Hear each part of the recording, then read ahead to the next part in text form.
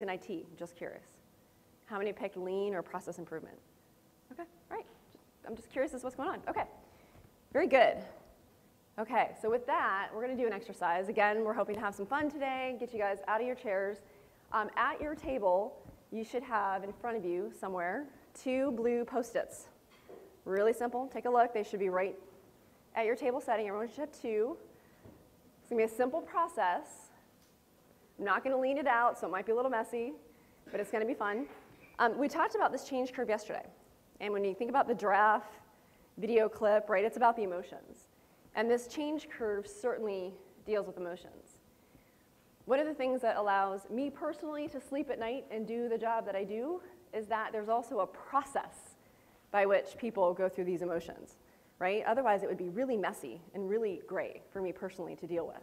I like things to be organized. I like there to be a process. So this gives me comfort.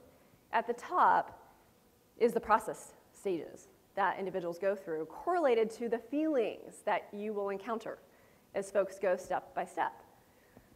Right? So you start with, status quo, you're doing things as usual, and then all of a sudden you become aware of some change, probably via some sort of communication. Right? Something's going to be happening. You might hear it in an email, you might hear it at a town hall, you might hear it from a peer, a trusted advisor in the organization, but you become aware that something's going to be happening. And you might go into what I call kind of the passive denial, like, oh, sure, that's the flavor of the month, right?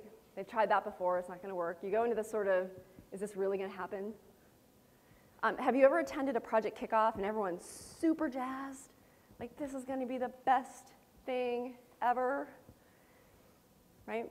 People are all pumped up for it. I love those meetings. They're awesome, right? And when I ask them, where are you on the change curve? They're like, we're in acceptance, Beth. We got this thing.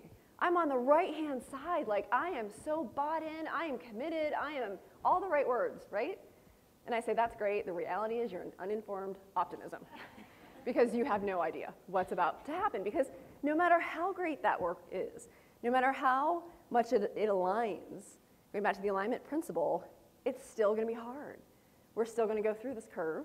We're still going to have those emotions, right? The beginning is always fun, uninformed optimism, right? And then you start to you see folks kind of start going through the emotions of denial, whatever. If I just kind of wait it out, it'll pass me by. I don't have to worry about this. You start to get folks getting kind of into frustrated states, right? When they start to understand, like, oh boy, this isn't going away, right? They just implemented such and such in the office next door. Okay, it's starting to feel a little bit closer to home. I'm starting to hear what's happening from peers in the organization, right? And you start to get what I call a lot of noise in the system. When you start getting into that dip, the skepticism, people, this will never work here. And here's why, right? And you see that happen a lot. That noise is the best noise you ever got. That's my favorite time of the project. It's my absolute favorite time. Why? Why? Like, these are negative feelings. We talked about this yesterday, right? 70% of our words to associate with change were on the negative side. Only 30% are on the positive side. Why do I get super jazzed when folks start to slide down that change curve and start to exhibit feelings? It's an opportunity to turn it around. Yep. You betcha. You have to go through these emotions, right? Now, some folks cycle really quick, right? I mean, there's some folks who are like, sure, whatever, right? But a lot of us, we take some time with it.